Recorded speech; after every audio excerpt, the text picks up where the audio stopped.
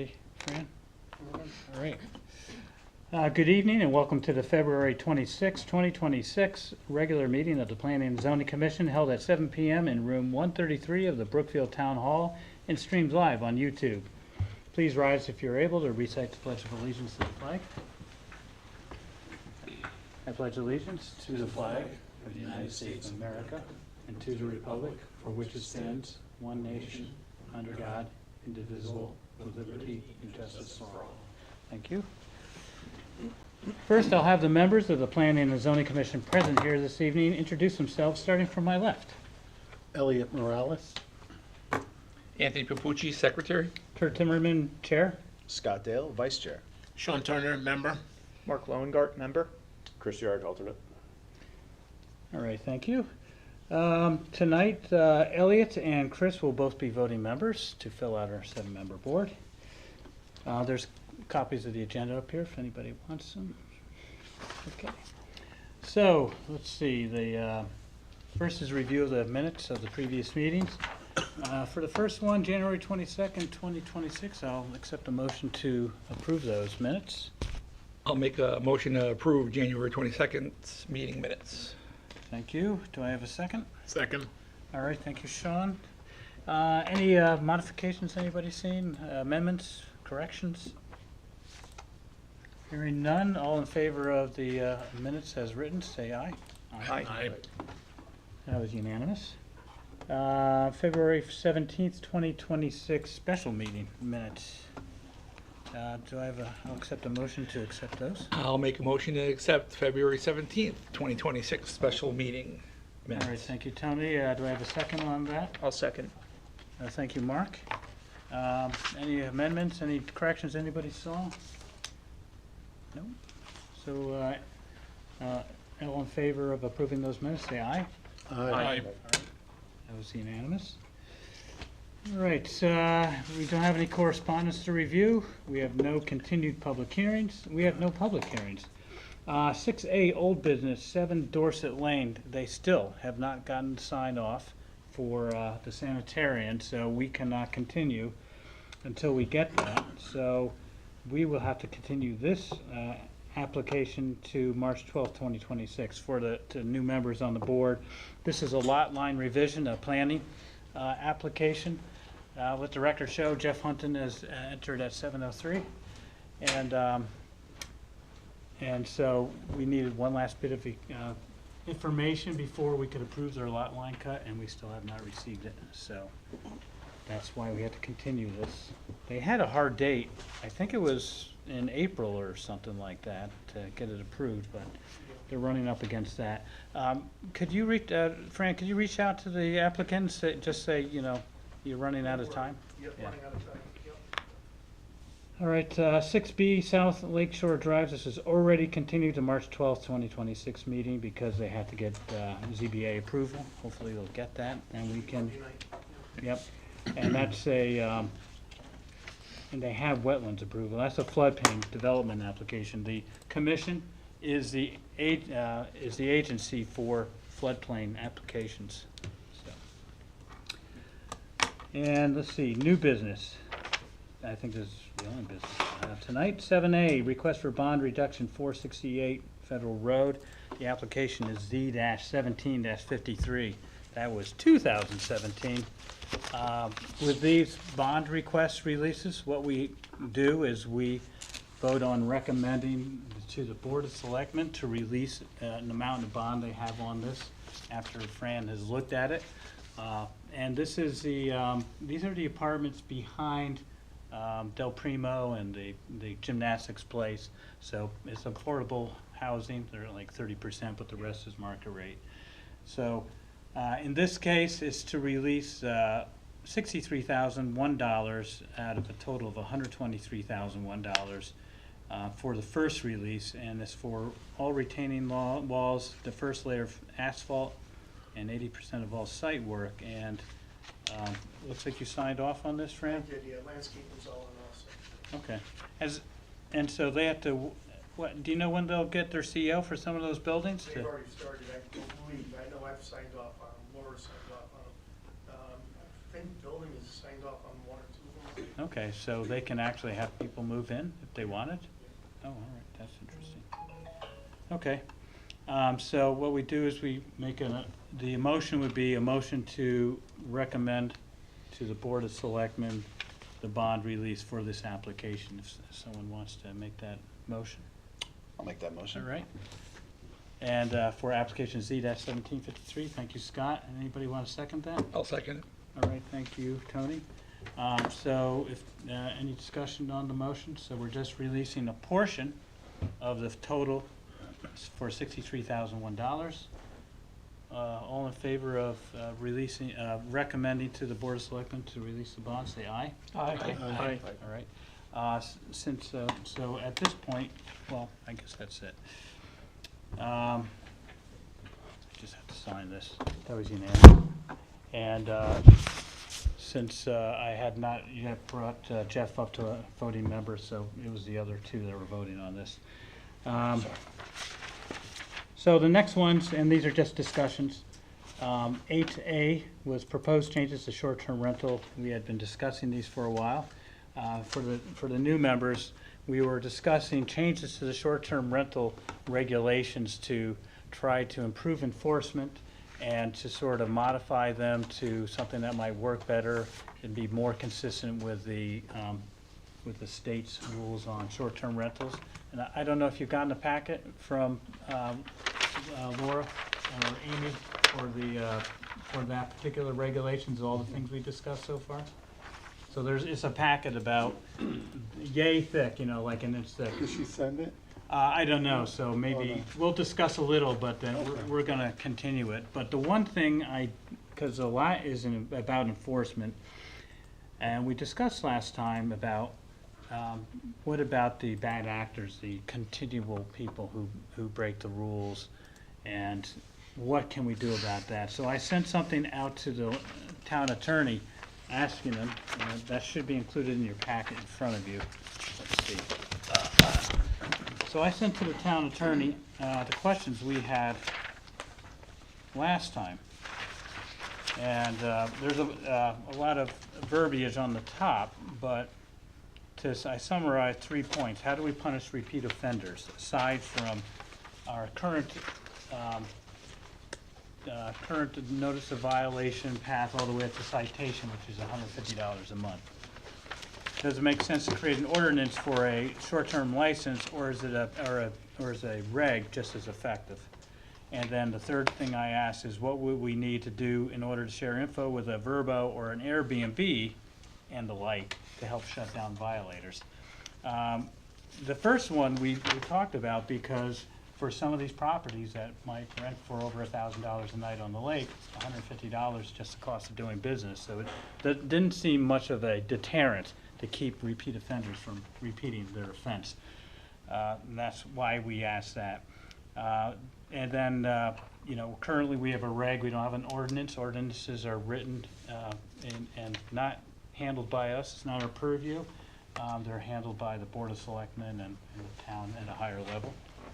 And then the last one, Mark did some more information on Vrbo, and I'm going to ask you something about that later. But the answer from the town attorney, and he used an example, Karen Perez, and I believe this is the one down in Hidden Brook. 40 Hidden Brook, yes. So 40 Hidden Brook is a repeat offender. They keep renting out on Vrbo, I think it is. Yes. And we only allow 3 rentals per 6-month period, and the short-term rental is defined as 14 days or less. We're looking at making it 30 days or less, but they're a repeat offender, and I think we have a citation going on them right now. So the attorney says,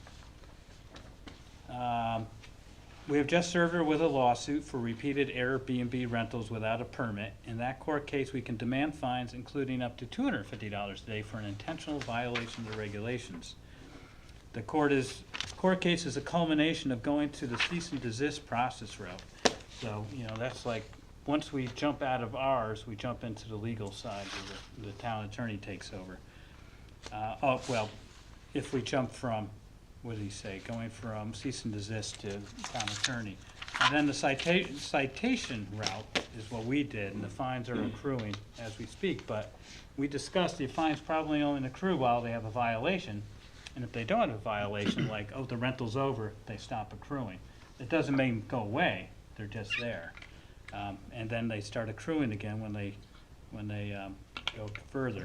So he writes, with a typical uncontested citation, we can have the hearing officer sign off on paperwork, but they're having problems with getting hearing officers. But we can file for a quick court judgment and then file a judgment lien on the property, which means they won't be able to sell it or refinance because there's a lien on the property. So that's one of the routes he talked about. He didn't give me, aside from that, going to court and getting up to $250 a day for an intentional violation and doing liens and stuff, he didn't provide any other avenue for, using the stick. And then he talked about pros and cons with ordinance versus zoning, and the zoning, he doesn't see a huge advantage to the ordinance. We already have zoning regs, so might as well continue with that. There's no difference. But he didn't say anything about us, how do we go about the process with talking to an Airbnb or a Vrbo. But I think we should look into that, because they do have, I looked quickly, Mark had sent out information on, what they have, the Vrbos and the Airbnbs, and they actually work with municipalities to help construct zoning regs, because they know what's going on. And if they have, I guess, cases where if the person who wants to rent their place does not meet they check with the municipality with a permit, then they won't put it up on their site. And so that's hitting it from the front side, Don't even allow them to use the major sites because they don't follow the rules. So I was going to ask, Mark, can you go into more of that and try to find out exactly how we coordinate with the Vrbos and who should coordinate from the town, who they suggest? Yeah, no, I'd be happy to look into it more. From what I've researched, I couldn't find any official portal that Vrbo offers. Yeah. I'm sure they have some sort of legal process that they don't advertise, Mhm. but for Airbnb, they actually make it really straightforward. So they have they call it their city portal, and essentially it's for city officials like a zoning enforcement officer to go in and review active listings within the municipality. Oh. And if there's an issue with a permit or whatever it is, then they can flag it and it'll be reviewed by Airbnb and possibly removed if it's in violation. Yeah. Okay. So it's airbnb.com/city portal. Okay. Oh, that's good to know. Do we have any idea how many rentals are currently in Brookfield that are associated with either Vrbo or Airbnb? No. Not at this time, no. Though that portal would be, well, at least for Airbnb, it probably would give you. the Yeah, you just number. have a dashboard that has everything on it, and then you can review what's active in Brookfield and check to make sure they have a license, and if not, then flag it, and we'll probably take it down. That's what, Airbnb backslash, or is it? Airbnb.com/city portal, one word. Yeah, I think if we can hit it from the front end to even disallow. I actually pulled it up major right here if you want to look at it. Sites, that'll help. Like this one, if Vrbo, if we can find Vrbo has something similar, then we could shut down that Hidden Brook Drive because they won't be able to advertise their house. And if they try to go over, say, to Airbnb, and we've already have them shut down there, can it's use that maps. repeat offender, that we're trying to Okay. do something about. Gotcha. Nobody wants, because there have been complaints from neighbors. Mhm. That's how these things usually happen. And they continue to do it, so. That's what we were struggling on for language. We have some language, and I'll make sure Amy gets you to the information, Elliot and Chris, so that you can see the full breadth of what we talked Awesome. about. And some of the Right, in the past, everything about the Airbnb. about our short-term regulations The short-term and our regulations. discussions that we talked about and some preliminary language. Yeah. Because what we have to do, this is a zoning regulation change.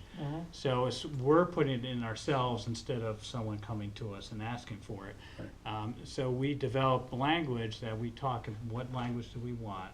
And then when we finally come to a consensus, like, here's the starting point, then we give ourselves our own application and give it a part number, and then it goes through the process where we have a public hearing and get input from there. But we also ask ourselves, with the zoning, ask our planning selves, hey, does this match our a plan of conservation development? Because everything's got to be, we got to point back to our vision statement to say, yes, it does, and we have to outline that. And then we give ourselves hopefully a positive review on our own regulations. And then it goes to public hearing. It's got to go to our Western Council of Government. So there's a few statutory steps we have to take to get reviews from outside. We have a public hearing, so we hear from the public, and they can, weigh in on that. So sometimes some of these zone reg changes are well attended. Other times there's hardly anybody comes. So I would hope that this one's interesting enough, and maybe we should advertise it so we can get some input. Because we have the people who want to rent their houses on the lake, and, to make some money to help offset the cost of them. And then other people might live near them and they don't want the noise, so we have to come to a happy medium Yeah, for sure. with our regulations. I mean, we're getting to that point slowly but surely. I know last week wasn't, or Monday wasn't proof of that, but summer's coming. Yeah. And we're gonna want, I don't know, Mr. Chairman, how long this process might take, but we might want something in place sooner rather than later Yeah. for the summer season. Yep. Because both lakes are gonna be popular, for sure. Right. Yeah. And what's interesting is the Hidden Brook's not even on the lake. It's in the middle of It's the near town. It's enough. still a problem. Yeah. But you're right, and luckily we already have regulations in place. Yeah, for sure. And the rest is sort of to tighten it, and when you look at the language, it was to add things like having someone available 24/7 in case the police go there and they need to talk to someone to resolve complaints. We didn't have that in our current regulations, so we have something now, but we wanted to tighten them up and add more protection for the towns and the neighbors. Right.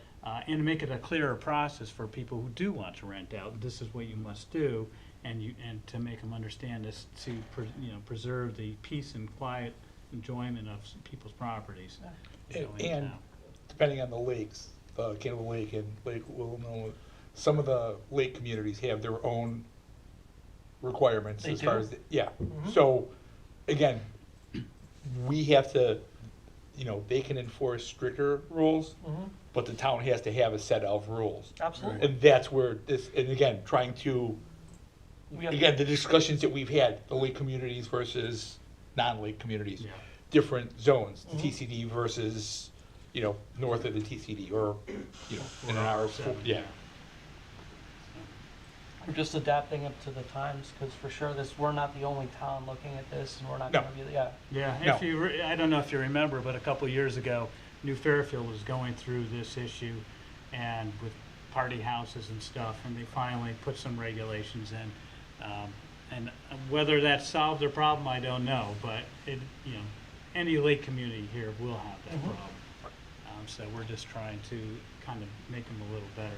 And it's sort of a nice little smallish chunk to show how we go through the process of making a regulation, how we tie it back to our plan of conservation development, because we have more changes to make come July 1st, because the Housing Bill 8002 for housing and everything, which is also called Public Act 25-1, that has a number of requirements that we have to put into our regs, and we have to understand those and get them into our regs by then, by that July 1st deadline. So I've worked with Laura, our Director of Land Use, to try to highlight what those are, and trying to see, are they big enough to hire someone to bring, to help us, or are they simple enough? And the problem is, they're not super clear. The legislation, even our Western Council of Government, which is like county level, to help us with this, they're trying to work through what does this really mean.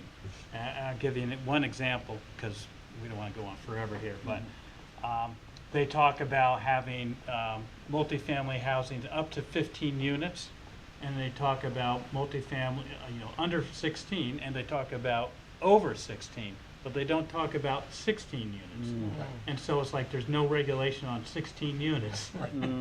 So one of the ideas is until they fix their oversight is to just prohibit 16-plex, buildings in town until that gets cleared up. So those are sort of the gotchas in there that as the experts in land use are looking through it, they're finding these inconsistencies in legislation.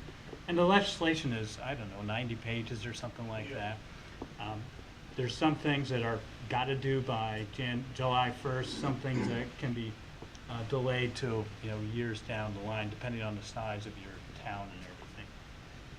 So, of course, the July 1st things are what we're working on. And you have to work backwards, like how, there's statutory 30-day periods and another 30-day period, so we're looking at like almost 60 days that we have to start in order to reach that July 1st. Because if you don't reach that, then, other things fall into place that we don't maybe want. Right. So this is a good start to show you the process, and then we can quickly jump into that and try to finish that up. And to give you some background, we've discussed this pretty substantially over the last couple months, if not longer. Definitely The last- short-term regulation. Yeah, where we've Okay, so this taken is- input from Yeah. other towns, other jurisdictions, Okay. again, the lake communities, and all of that's kind of been Yeah. the culmination of to where we are now. Yeah, So- that packet has that, like, Right. here's what other regulations are in other towns. Right. And so we kind of looked through it and picked, we like these ones or those ones. Right, even to Kurt's point, there was what's the definition of a short-term rental? Some were 14, some were under 30. But again, Yeah. but, Somewhere 30 and under, Right. which is different right, Yeah. by right, one day. right. And 31 triggers long-term, so if you rent it for a month, is that technically, Yeah. again, it was very eye-opening. Yeah.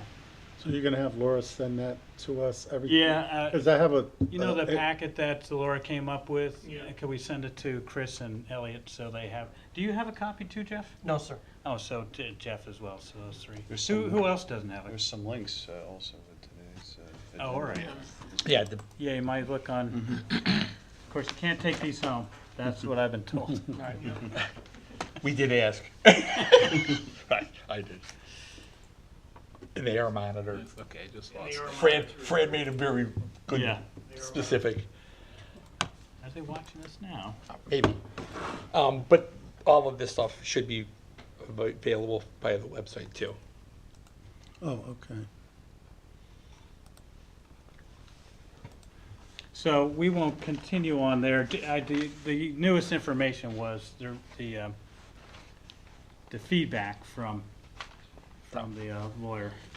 Is there data regarding number of violations town by town and available and of use? Westcog Gosh. might gather or? Yeah, you know what? Why don't I reach out to Westcog, because I'm dealing with them right now on, they have a program right now to sort of create an Angie's List of consultants for planning and zoning, and one of the help with this HB 8002 housing bill. So we've just went through all the interviews, and they'll probably have like a list of 5 or 6 that people can pick and choose off the list and say, yeah, but they've been vetted by the our council of government is called WestCog, Western Council of Government. So those people, there's some people that really know what they're doing, to hire on and help with that. And then there was a little discussion on some of that. Okay. But Betsy Painter, she used to work for town. Yes. Then she worked for Newtown, now she works for Westcog. I'll ask her about that. She might have some clarification, because they do a lot of these sort of studies and analyses. I mean, typically on a summer, I get anywhere from maybe 15 to 20 complaints on Airbnbs. And most of them are all repetitive, same property addresses. I mean, 90% of them are in the shores. It'd be interesting to hear like, New Fairfield or New Milford, the other lake towns, right? Yeah. Yeah. Yeah, those, New Fairfield, I don't know if New Milford's in our cog. They might be. They are. They I are? think they are. Okay. Yeah, I'll ask her, see what she can tell us about that, because that would be good. And then maybe we can reach out to them and say, you know, what are you doing about it? Right. What stick are you using? And they might be running into the same thing. All right, any other discussions about short-term regulations? The next one was, we wanted to review a regulation on recreational equipment storage in residential zones.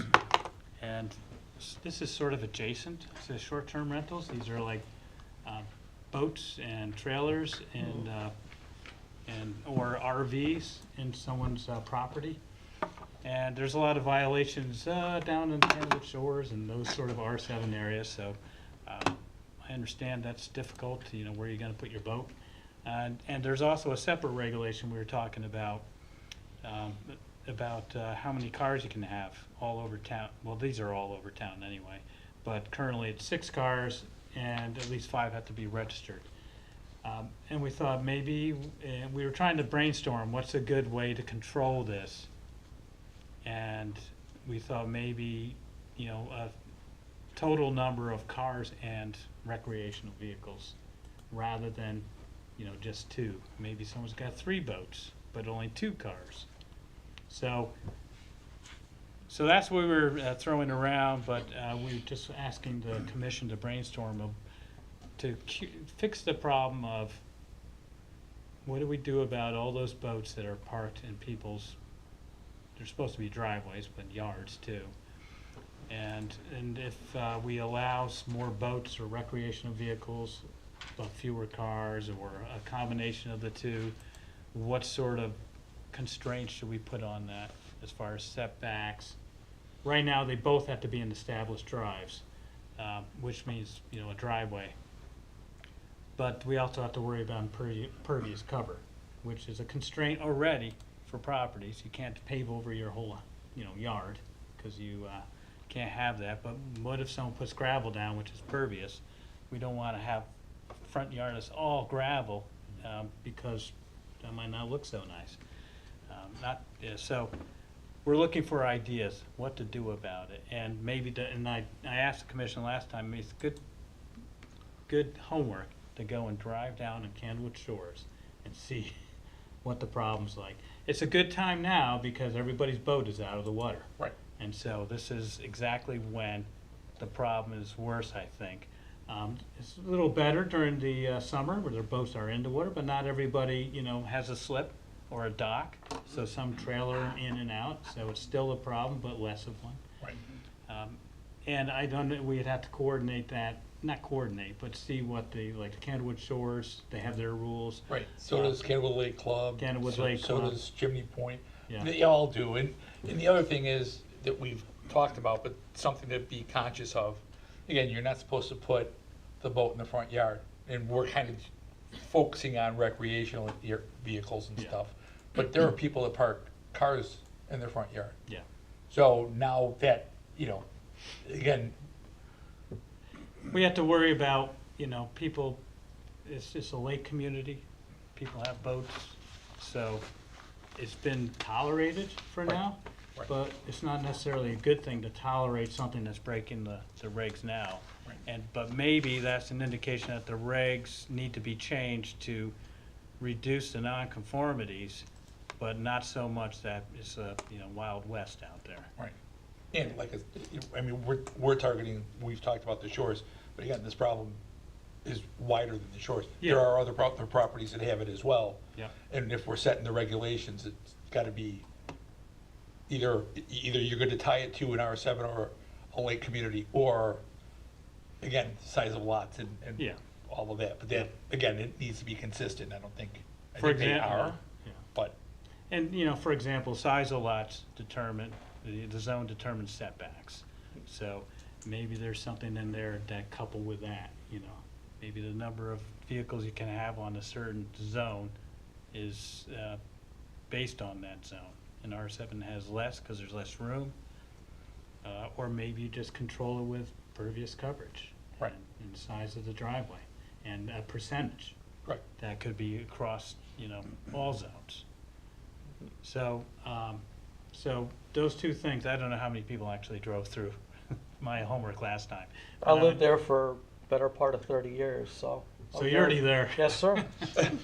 For anybody who doesn't live in some of those, I would drive through. And Jeff, I mean, what's your thought on this, the boats and everything? I mean, it's certainly something that especially the Shores community, over the time, I mean, my family lived there from basically 1988/89, and my parents still do. Mhm. The community has evolved from, it was not transient to now it's fairly transient, where you have a majority, you have some families that are there year round, and then you have a lot of families that aren't. Yeah. And then they bring their boats with them and they take them when they go wherever they go for the winter or whatever.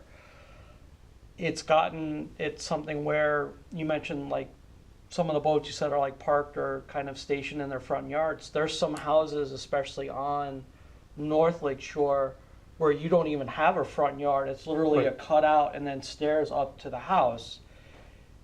The car is typically in the street and the boat is off the road, or that they've built over time some kind of permanent cover for their boat.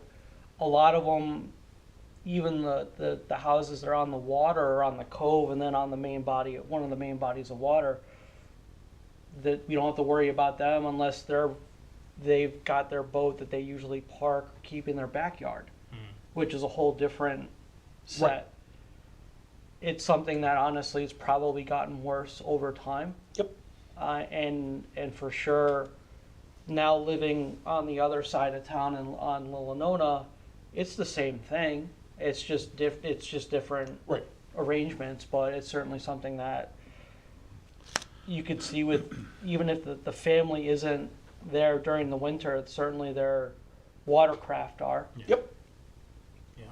So it's again, using Monday as a perfect example, depending on where their boat is, it could be for sure a safety hazard for any kind of snow removal. Yep.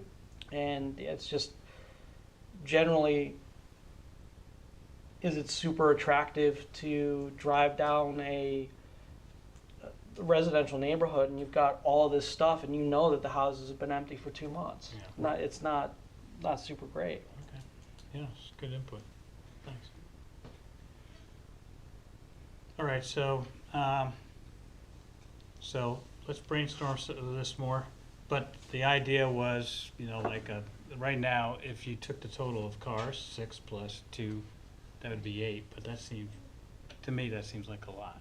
That's a lot. Mhm. I would even say like terrestrial vehicles, like just to expand it beyond just cars, because someone could have. Well, you know, we're also including camping equipment. Right. so RVs, terrestrial yeah. vehicles Right, covers yeah, everything yeah. that moves No, on land. but that becomes that again. Mhm. That's it. Whether it's a trailer, whether it's a boat and a trailer, Mhm. The regs talk about 2 boats. Well, you can have 2 jet skis on a single trailer. So now do you measure it versus single trailer or the 2 jet skis? Again, motorcycles, ATVs. Again, this whole thing kind of just spawns exponentially because Right. people have these things. Mhm. Well, what does everybody think about having one number for a combo? I like that idea. I'm not sure we have to figure out what that number may be. But yeah, I think the whole idea of it is how much stuff is in your yard, Yep. right? That's what Yeah. we're trying to deal with. Yeah. Yeah, I like I said, I agree. I don't know what the number is, but I do think that fits and checks all the boxes.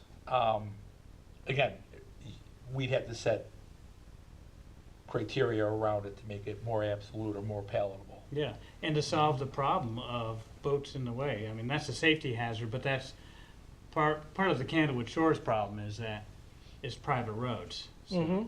So the town doesn't have control over the private road. It does have control over the zoning portion, so, how much stuff is in your yard, And yeah, we have with the control. boats, are we classifying it on length? Because there's some boats out there on the lake that have 4 outboard motors on them that, to be honest, are better suited for Long Island Sound or something like that.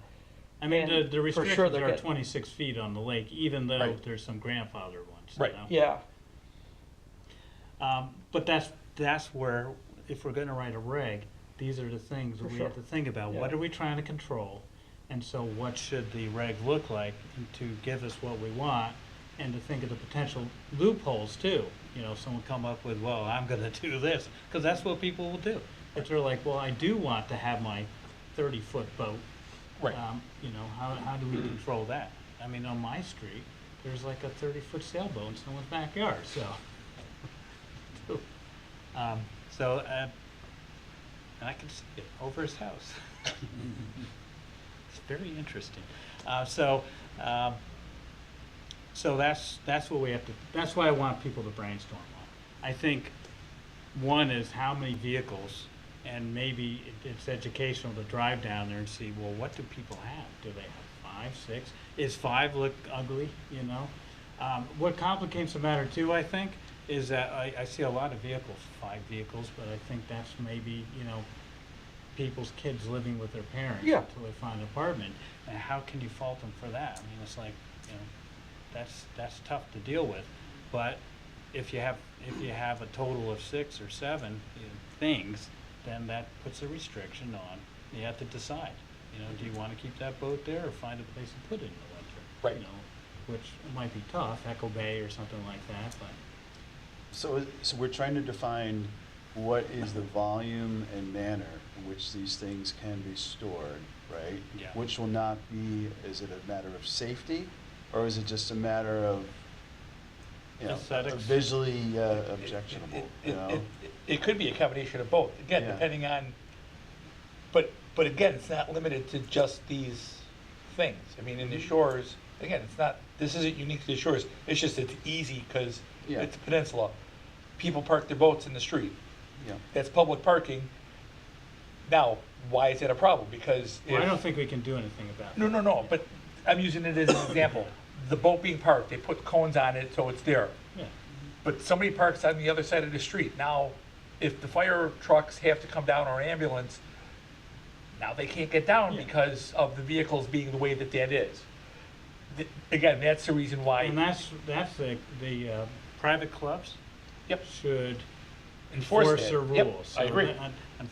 But to your answer, I think it's aesthetics and, you know, light and space.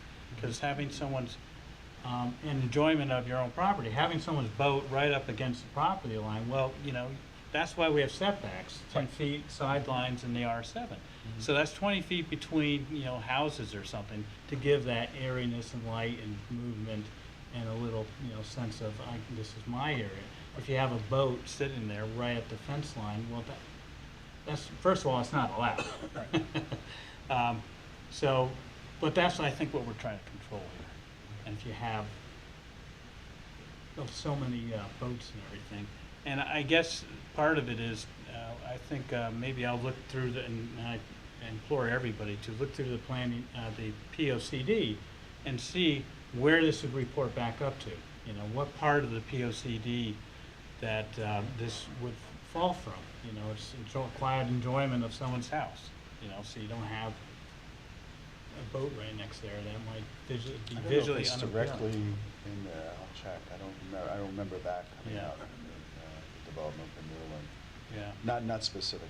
No, and it might be Yeah. in the more general sense. Yeah. But we do have to point to something in the POCD that this flows from, because otherwise it's sort of capricious and arbitrary. I mean, someone might sue us to say, hey, where does this show up in your POCD? I don't see how you could have created this, because it's not Yeah. covered. Not that we've gotten sued for that sort of thing. No, but we've had Well- similar things come across the house that was upset about the fence because they were putting in a garage in an apartment, Yeah. and though the building, the bill covered all of the specs and the regs that we had, Yeah. the people next to her were like, but now it's gonna affect my view. Yeah. I don't think the POCD is intended to touch on every possible regulation change that may come up either, so, you know, it just simply may not be covered. Yeah. It would be an interesting exercise to see if generally, you know, something's in there to cover why we want to do this, you know. And I think for me, the why is because you're trying to make good neighbors between each other and protect someone's, you know, peace and enjoyment of their own property. But you don't want to take away from their enjoyment of their, you know, water toys or RV or something. Right. So they have a right to put it somewhere, but how many things do they have a right to put there? All right, any other discussion on that? And then we have commissioner comments and informal discussion, generally, and people have something they want to discuss. The other thing we use this for is sometimes interested parties would like to talk to the commission about things. It's almost like a pre-application review, and they'll present something to us, and through Laura, through the land use. One of the things was liquid cremation, so they had come in front of us to see, is this something that the commission thinks it fits in our uses and everything? So we had found that yes, it is, it would be this sort of use, an industrial process, B2B sort of thing. So occasionally we'll see those things come through in that manner. And then otherwise, if someone, has something to say aside from that, this is the time. And just a welcome, official welcome to Elliot and Chris to the board. So now we have a full number of both regular and alternate members, so. Great. I'll bring up something for informal discussion. With all the snow we've had, have there been any complaints about sidewalk clearing to the town at all, or? Yeah. Yep. Well, and I don't know if to the town, but on Facebook, of course, in particular around that's where you get all the complaints, the Gulf Station. And, down in the town center, there's an agreement with the property owners for the streetscape that they have to clear in front of them. And Gulf, as you've seen, is fenced off because they kicked out their last tenant, and nobody cleared it up. So I don't know if the town did it this time and will back charge the I don't know owners. if Park and Rec did it the last time. I was in contact with an individual from Global, and they were gonna have somebody do it, but they indicated to me that it was done, and then I guess there was confirmation that it wasn't done, so I'm not sure who did it. I went by this morning and it was, snow blowed. We have, I think Park and Rec and Public Works were out last night after hours, and they cleaned up all four corners down. Oh, all right, yeah. So that's why. But as for sidewalks, the only thing I can really enforce is TCD. Everything else is up to the police department. Yeah. Besides TCD, where is there, there's the new sidewalks on Federal Road, but. Yeah, I don't know what there's- the deal, who's in charge of those, whether it's the Right. state or whether it's the property owners along there. Right, but there aren't, I was trying to think, besides that stretch in TCD, where are there They're sidewalks? in the C2. By the high school. By the high school, but also by Barnbeck, in front of there, in front of the Del Primo, or they're not Del Primo, the Brookfield Grill. There's sidewalks there. So whenever we do a redevelopment or a new development of commercial property, especially along Federal Road, we ask that they put in sidewalks so we could have a continuous sidewalk eventually. Because I've seen people walking on Federal Road down there, where there's no sidewalks, and that's just dangerous. Right. And, if we could go to like Nordex, there's like one piece missing right on their property. Right. If we could just fill that Like I in. said, and that's where I was going with that, was Yeah. looking, there's no continuous sidewalks. Yeah, we're trying. Even further south, we had them put them in for Bar Non and down that area, yeah. Yeah, I think, The assisted living, we had them put in over Yep. there. Yeah, Yep, and then the state had done all Federal Road all the way down, yeah. so at Chick-fil-A and all that. Mhm. will there be sidewalks in front of the new Starbucks that's yet to open, or? There is one there. Oh, there is, okay. Yeah, it's hard to see. Almost a year and a half behind schedule. Yeah. Poor Dave's Hot Chicken looked like he was ready to go. and- Yeah, they I got saw it. the He's one ready where to like go for a board while. lit up and everything. Yeah. I don't know what's going on with that place. Look, I want to see if, the Barcode or whatever the other chicken Bird- place Bird is. Code, yeah. Or Bird Code, Yeah. which one of those are gonna open first? Oh, yeah. Yep, exactly. All right, anybody else have any comments? No, I'll take a motion to adjourn. I'll make a motion to adjourn. Thank you, Tony. Any second? I'll second. Thank you, Mark. All in favor of adjourning, say aye. Aye. All right, unanimous. Thank you, everybody. See you in March. Nice.